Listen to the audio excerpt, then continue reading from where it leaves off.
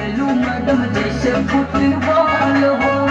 ये क्या बकवास पढ़ रहे हो? इससे ये पल बोला मैडम जैसे तोहर गाल हो।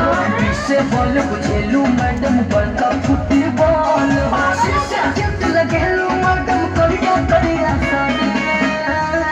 हई करिया करिया कहनी होता एगो शायरी याद पड़ गई, सुना दी का मैडम? हाँ हाँ सुनाओ सुनाओ। काली काली साड़ी में पढ़ाई नहीं होती है।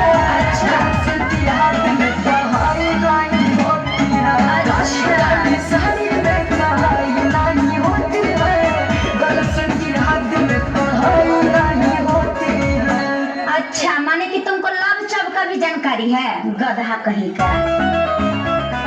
पढ़े के बेरा समय बिताइना बच के जंगल झाड़ी में, घंटा बुझबाए बिसरी जब पढ़ला यारी बारी में, घंटा बुझबाए बिसरी जब पढ़ला यारी बारी में। कितना ले गिनती आती है कितना ले पहाड़ा, दूधी भर बुद्धि न बाड़े पढ़ के भैला पाड़ा। ना मैडम जी हम बहुते जानते हैं। हाँ वो तो दिख रहा है। सौ तक गिनती आती है और पहाड़ा आता है। कैसे छोड़ी पटती है ये सब आता है। इसे दिया पे मैडम ग्लूकोज है बाड़ी में। ओहो तो ग्लूकोजो के बारे में जानते हो क्या? ये मैडम ग्लूकोज परपोज हाइपोज हाउपोज हम सब जानते हैं। अच्छा तब तो तुम बड़े हेवी ड्राइवर हो। काली काली साड़ी में पढ़ाई नहीं होती है। गर्लफ्रेंड की हाथ में पढ़ाई नहीं होती है।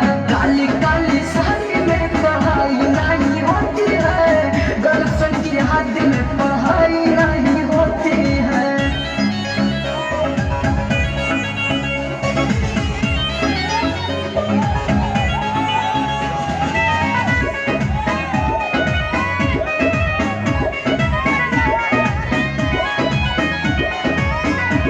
कैरेक्टर ठीक न लगता है कुछ वो बाबू तुम्हारा, लड़कियों से दूर ही रहना लड़कों से भाईचारा। अरे ना मैडम जी ऐसा कुछ नहीं है।